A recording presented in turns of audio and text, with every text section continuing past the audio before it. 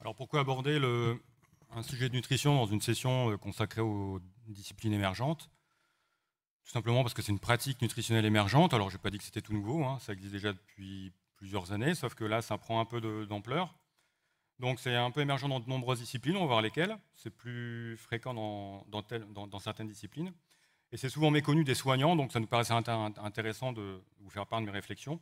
Alors c'est une pratique nutritionnelle, vous allez voir, qui a plutôt bonne presse dans le milieu sportif. Alors moi j'aurai un avis un peu différent, vous allez le voir. C'est un peu d'où la terminologie de face cachée du cheat meal.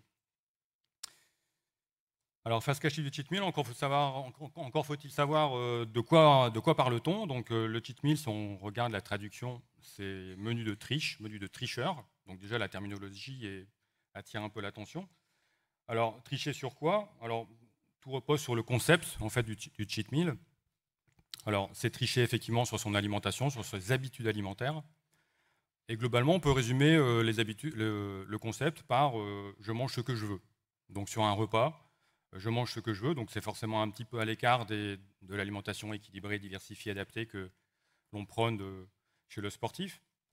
Mais c'est le cas de nombreux sportifs qui ont une alimentation adaptée, alors adaptée par rapport à un objectif particulier. Le plus fréquent, c'est une perte de poids, une prise de masse musculaire. C'est vraiment la dominante. Et puis parfois, éventuellement, une préparation de compétition. Donc, dans le cadre de cette alimentation équilibrée, adaptée, eh bien, de temps en temps, il y aura un repas où le sportif, entre guillemets, se lâche et va manger ce qu'il veut, ce qu'il a envie de manger. Alors, quels sont les aliments? C'est justement tout ce dont il s'estime ne pas avoir droit. Donc, on retrouve l'alimentation, tout ce qui est gras, salé, sucré. Et j'ajouterais un peu typiquement dans le cheat meal, hyper protéiné chez le sportif.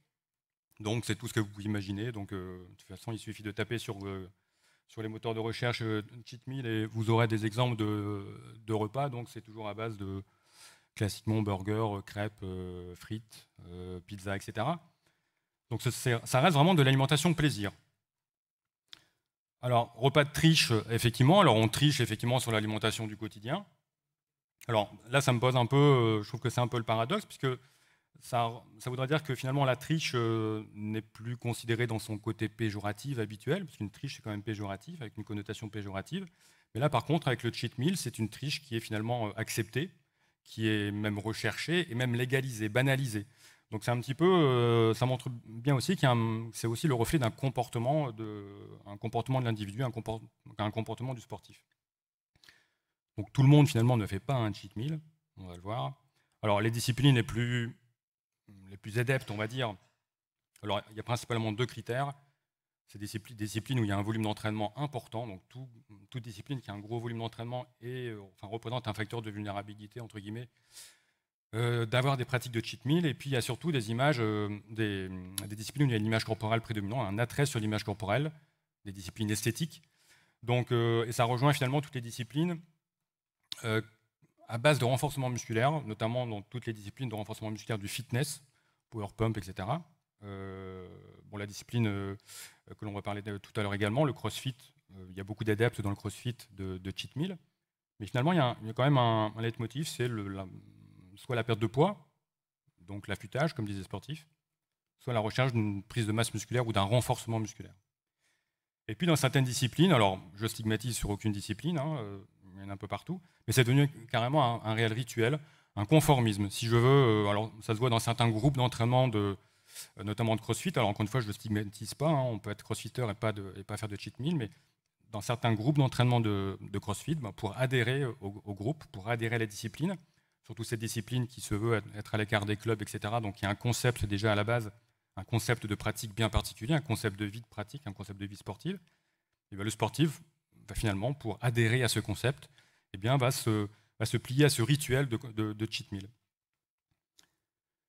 Alors le contexte nutritionnel il est effectivement bien particulier. Je vous ai dit que par rapport aux disciplines à risque, entre guillemets, il y a toujours une rigueur nutritionnelle. Alors rigueur nutritionnelle, ce n'est pas forcément restriction, même si je reste persuadé en pratique, il y a quand même quasiment toujours une restriction énergétique chez les pratiquants de cheat meal.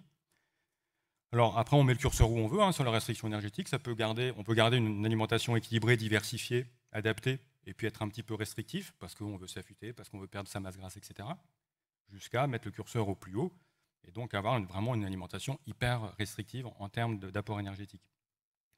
Et puis ça peut être aussi la rigueur nutritionnelle, c'est-à-dire des gens qui mangent équilibré, diversifié, adapté, enfin qui mangent globalement comme il faut, adapté à leur discipline, adapté à leur objectif, mais qui sont très rigides.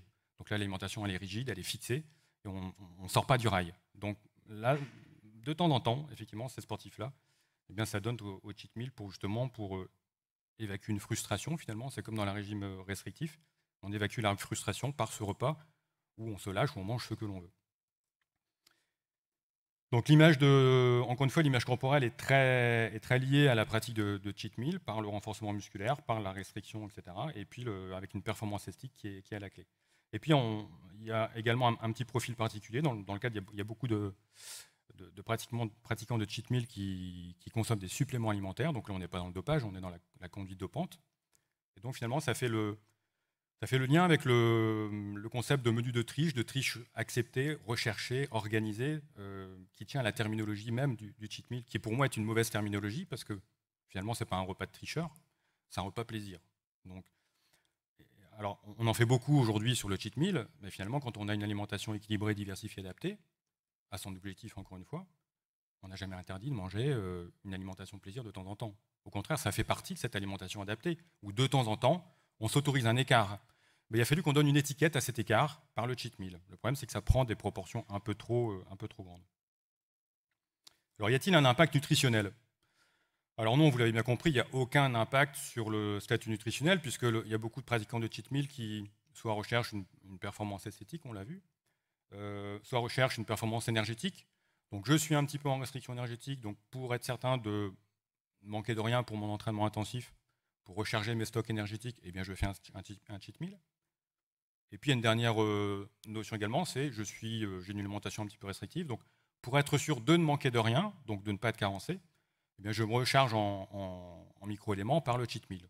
Donc ça c'est un concept qui est très très fréquent chez les pratiquants, c'est cette idée finalement de gommer toute carence potentielle due à son alimentation quotidienne.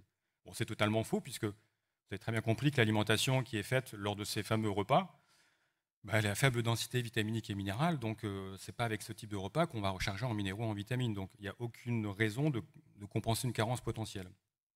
On prend des glucides, des lipides et des protéines, c'est tout ce que l'on prend. Y a-t-il un impact sur la composition corporelle? Alors après, tout dépend de la fréquence de ces cheat meals. Alors après, tout dépend des pratiquants. Il y en a qui en pratiquent une fois par mois. Bon, on arrive vite à une fois par semaine quand même en pratique chez de nombreuses disciplines. Voire quand on regarde sur Internet, sur certains sites, alors je vous ai mis quelques allégations que j'ai retrouvées sur des sites de renforcement musculaire.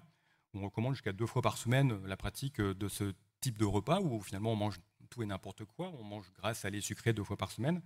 Et d'après ces sites, ça permet de soulager le stress. Bon, là, c'est logique, puisque les autres jours, il y a une restriction, donc il y a une frustration. Mais par contre, d'après eux, ça ne pose aucun problème pour être sur la bonne voie pour un régime minceur. Donc on m'explique comment, en mangeant ce type de repas, on peut quand même perdre du poids. Bon. Donc vous voyez que c'est devenu aussi un argument marketing, c'est un impact marketing, et que finalement, à lire certains sites Internet, ça fait partie de l'alimentation de celui qui veut faire du renforcement musculaire. Donc bien sûr, à tort.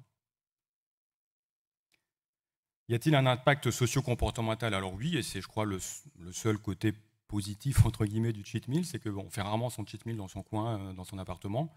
En général, c'est avec les copains d'entraînement, le groupe d'entraînement. Donc c'est un côté social, de socialisation, donc il y a une rupture de l'isolement social, et puis c'est toujours forcément des repas très conviviaux, donc autour de bonnes tables. Donc je pense que c'est le principal effet bénéfique du cheat meal, en tout cas l'effet positif. Y a-t-il un impact psycho-comportemental? Eh bien oui, alors c'est là où justement on attaque la face cachée du cheat meal, c'est que est-ce qu'au niveau comportemental ça a un impact? Alors oui, parce que finalement ce cheat meal n'est ni plus ni moins la traduction d'une restriction énergétique qui ne porte pas son nom ou qui est déniée par le sportif. Alors on peut se demander si ce n'est pas un réel trouble du comportement alimentaire. Alors ça je vous laisse seul juge. Mon avis quand même perso, c'est que quand on voit les critères qui motivent les sportifs à faire un cheat meal, finalement, ça se rejoint quand même, ça a quand même de grosses ressemblances par rapport aux critères des troubles du comportement alimentaire, en termes d'estime de soi, en termes d'affirmation de soi, affirmation au sein du groupe, etc. Il y a également une pression sociale, puisque pour faire partie du groupe, pour faire partie de ma discipline, encore une fois, je suis crossfitter, je fais de tel exercice, etc., je me dois de prendre tout le côté de la discipline, y compris ce type d'alimentation. Donc il y a une pression sociale. Il y a également le lâcher-prise devant l'alimentation. Alors, je ne dis pas que c'est comme pour le boulimique qui va dévaliser son frigo.